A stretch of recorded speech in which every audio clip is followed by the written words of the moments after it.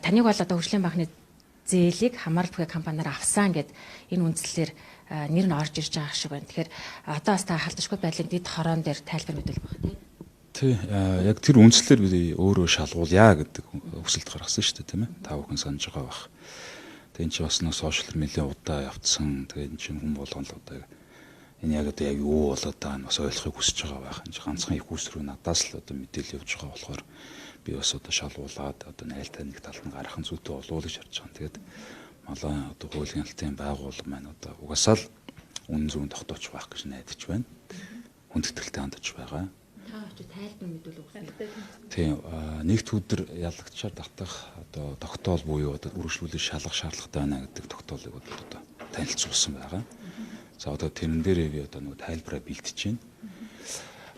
Тэр тогтоол нь болохоор шинжээчийн дүгнэлтээр үнсэж гардыг. Тэгэхээр одоо шинжээчийн дүгнэлттэй одоо танилцж байгаа.